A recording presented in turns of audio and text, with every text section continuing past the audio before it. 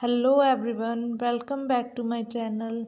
This is Sarpreet Kaur. Today I am going to start with exercise number 6.1. इस exercise को करने के लिए हमें दो थ्योरम्स आनी चाहिए, that is theorem number 6.1 and theorem number 6.2. अब देखते हैं कि थ्योरम नंबर 6.1 है क्या. थ्योरम नंबर 6.1 हमें कहती है कि हमारे पास एक ट्रायंगल गिवन है, ट्रायंगल ए बी सी. अगर हम इसमें एक लाइन ड्रॉ करते हैं जो दो लाइंस को कट करे, ए बी और ए सी, और ये जो हमारी लाइन हमने ड्रॉ की है ये है हमारे पास डी ई. अगर हम ये लाइन जो है वो ड्रॉ कर रहे हैं बी सी के पैरेलल, कि अगर हमने एक लाइन डी ई ड्रॉ की पैरेलल टू बी सी, तो इस थ्योरम के अकॉर्डिंग अगर हमने ये लाइन बी सी के पैरेलल ड्रॉ की है तो इसका मतलब ये हुआ कि जो हमारी ये है A D upon D B किसके इक्वल होगा, ए ई अपॉन ई सी.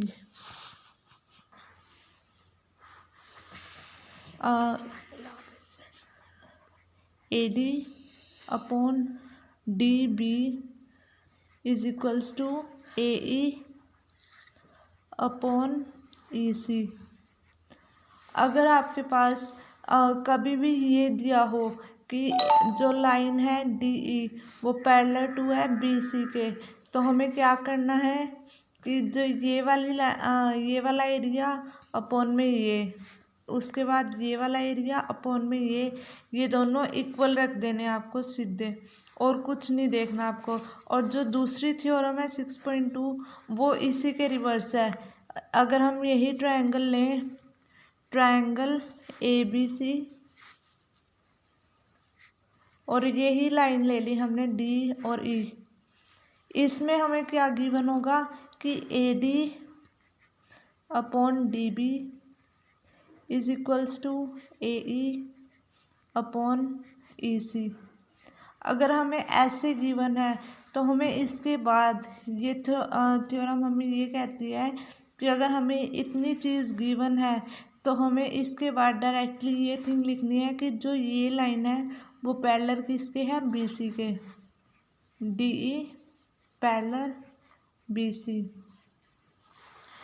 तो अगर हम दोबारा से रिवाइज करें अपनी थ्योरम नंबर 6.1 और थ्योरम नंबर 6.2 को, तो क्या है इन थ्योरम्स में. थ्योरम नंबर 6.1 क्या कहती है कि अगर हमारे पास दो लाइंस दी हुई, एक ट्रायंगल दिया हुआ है और उसमें एक लाइन दी हुई है जो कि एक लाइन के पैरेलल है, जैसे हमारे पास यहाँ पे डी ई लाइन थी वो पैरेलल थी बी सी के, तो हमारे पास क्या फॉर्मूला आगे फॉर्मुलेट होना था, A D upon D B, और जो सेकंड किसके इक्वल होना था, ये ए ई अपॉन ई सी. और अगर हम दूसरी थ्योरम को देखें तो इसी के रिवर्स है कि हमारे पास गिवन क्या है, A D upon D B is equals to A E upon E C. अगर हमें ये गिवन है तो हमारी जो ये लाइन है वो पैरेलल टू बी सी होगी.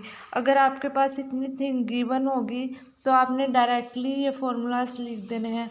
अब अगर हम बात करें अपनी 6.2 की, तो 6.2 क्या कहता है हमारा.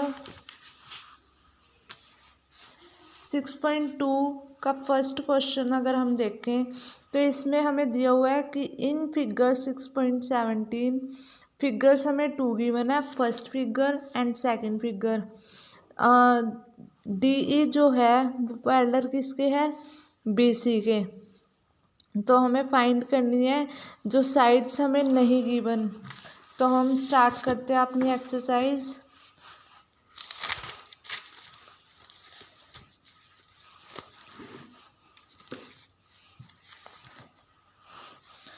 क्वेश्चन नंबर फर्स्ट का फर्स्ट पॉइंट जो हमें ट्रायंगल क्या दिया हुआ था, ट्रायंगल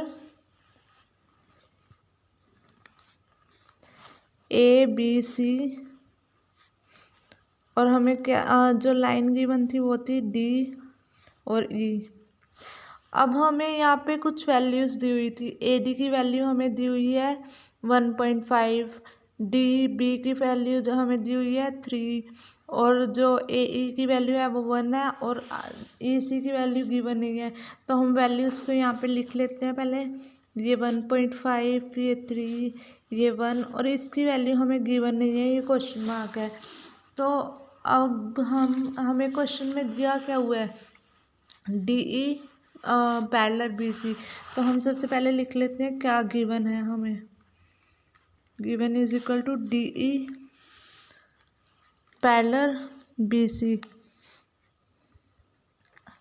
अब अगर हम देखें तो हमें क्वेश्चन मतलब कि हमें क्वेश्चन नहीं देखना कि कौन सा फॉर्मूला लग रहा है कौन सा नहीं, हमें जस्ट ये देखना है कि हमारे पास थ्योरम में क्या दिया हुआ था कि अगर हमारे पास इतनी थिंग गिवन है तो फॉर्मूला क्या बनना चाहिए था, ये चीज़ अपॉन में ये किसके इक्वल होगा, ये अपॉन में ये A D upon D B is equals to A E upon E C. अब हम इसे नीचे लिख लेते हैं A D upon D B is equal to A E upon E C. अब हमें इसकी वैल्यूज़, हमें कुछ की वैल्यूज़ तो गिवन है लेकिन बस एक की वैल्यू गिवन नहीं है, तो हम पहले वो वैल्यूज़ को पुट करेंगे यहाँ पे। ए डी की वैल्यू है 1.5 अपॉन डी बी की वैल्यू है 3 इज इक्वल्स टू ए ई की वैल्यू 1 और ई सी की वैल्यू कुछ नहीं है, तो हमने ई सी ही उतार लिया।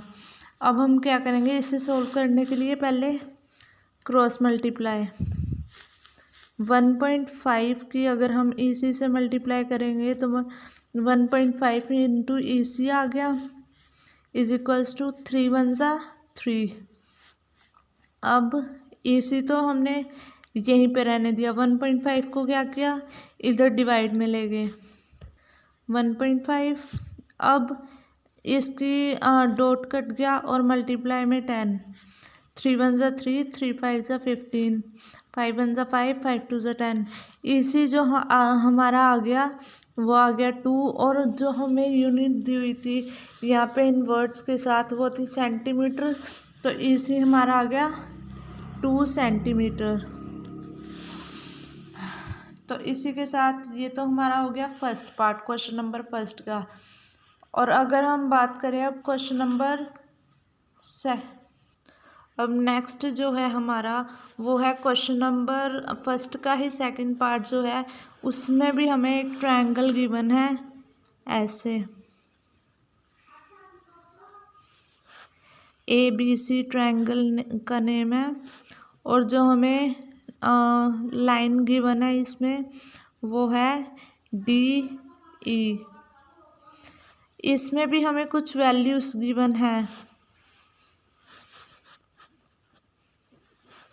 वैल्यूज़ जो हैं वो हम देख लेते हैं कि ए डी की वैल्यू हमारे पास गिवन नहीं है, तो इसमें तो हम क्वेश्चन मार्क लगा देंगे।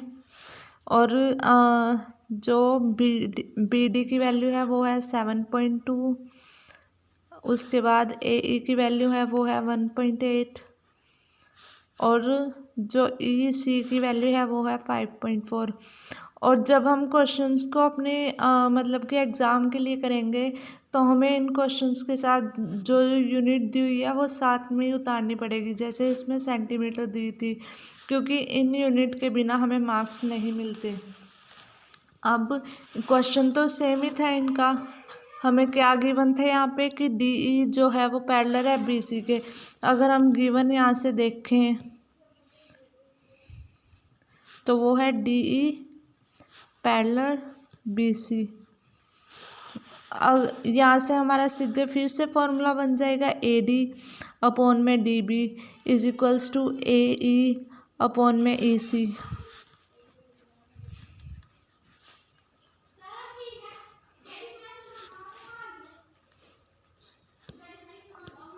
वैल्यूज़ को पुट करेंगे, यहाँ पे ए डी में तो कुछ नहीं दिया हुआ, अपॉन बी डी की वैल्यू है 7.2 इज इक्वल्स टू जो हमारी ये है ए ई उसकी वैल्यू है 1.8 और नेक्स्ट जो वैल्यू है 5.4।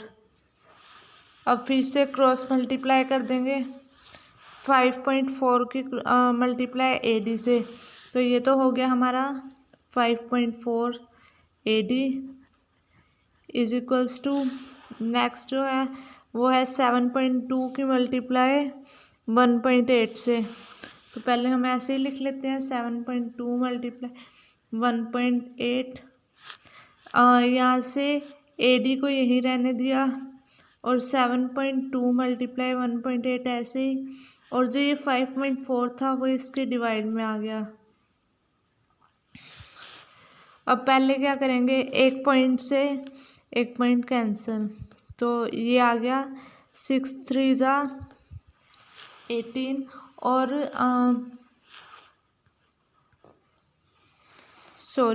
18 1 ज़ा 18 और 18 3 ज़ा 54, 3 1 ज़ा 3 और 3 24 ज़ा 72, और जो ये पॉइंट है वो यहीं पे लग जाएगा और हमारी AD की वैल्यू आ जाएगी 2.4 सेंटीमीटर। तो इसी के साथ हमारा फर्स्ट क्वेश्चन जो है वो तो ख़त्म हो गया।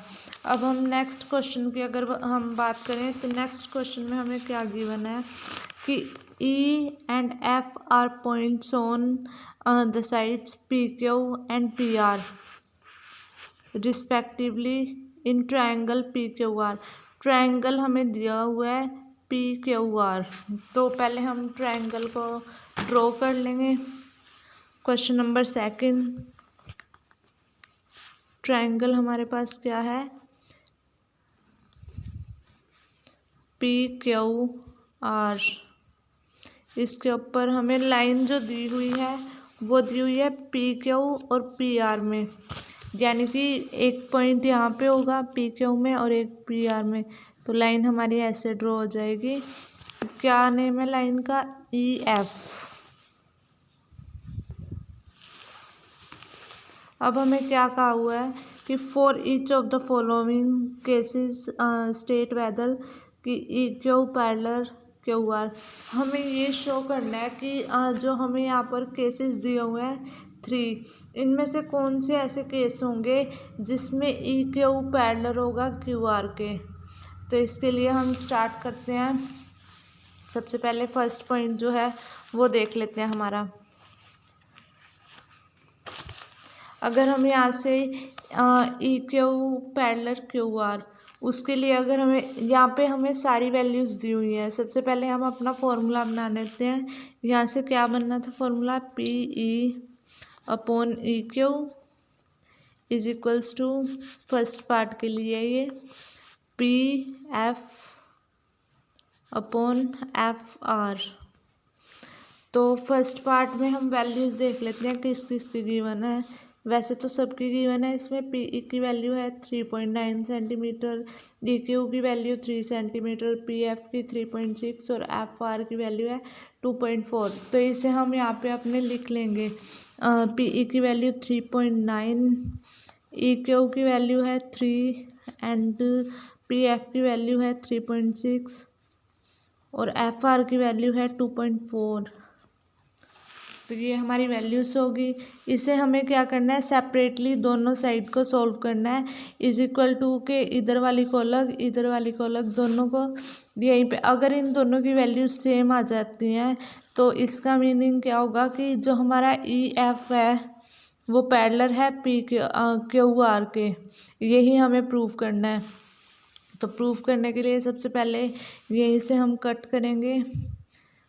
इसकी जगह पे हमने लगा लिया 10, 3 1 ज़ा 3 और 3 13 ज़ा 39 और ये आ गया। यहाँ पे पॉइंट से पॉइंट कट हो जाएगा और 12 2 ज़ा 24, 12 3 ज़ा 36। यहाँ पे आ गया 13/10 इज इक्वल्स टू 3/2। तो क्या हमें ये इक्वल दिख रहा है, ये इक्वल नहीं है, दिस आर नॉट इक्वल। तो यहाँ से हमें क्या होगा, क्या हमें आंसर मिलेगा इस क्वेश्चन का, इस स्टेटमेंट का, कि जो हमारा ई एफ है वो not parallel to Q R है। अब सेकंड की अगर हम बात करें तो फॉर्मूला तो सेम ही लगेगा, P E upon E Q is equals to P F upon F R. तो हम वैल्यूज़ को देख लेते हैं एक बार। वैल्यू हमारी क्या है, पी ई की वैल्यू है 4 सेंटीमीटर, क्यू ई की वैल्यू है 4.5, पी एफ की वैल्यू 8 और आर एफ की वैल्यू है 9। हम यहाँ पे फॉर्मुलेट कर देते हैं वैल्यूज़ को।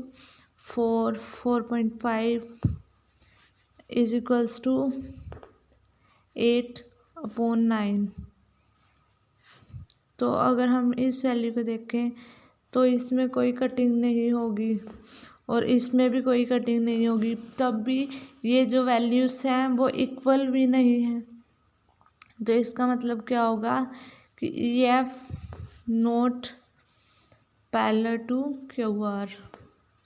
और अगर हम थर्ड की बात करते हैं, थर्ड में भी हम ऐसे यही फॉर्मूला लगाएंगे, P E upon E Q is equals to P F upon F R. Values देख लेते हैं। फर्स्ट की वैल्यू है 1.28, सेकंड की वैल्यू 2.56, थर्ड की वैल्यू है 0.18 और फोर्थ की वैल्यू है 0.36। वैल्यूज़ यहाँ पे पुट कर देंगे। 1.28 upon 2.56 is equals to 0.18 upon 0.36।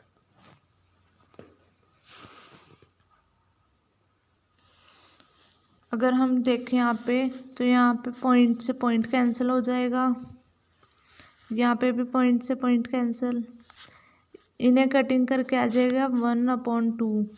और इसे भी अगर हम कट करेंगे 1 और 2, तो अगर हम यहाँ पे देखें यहाँ पे आ जाएगा 1/2 इज इक्वल्स टू 1/2।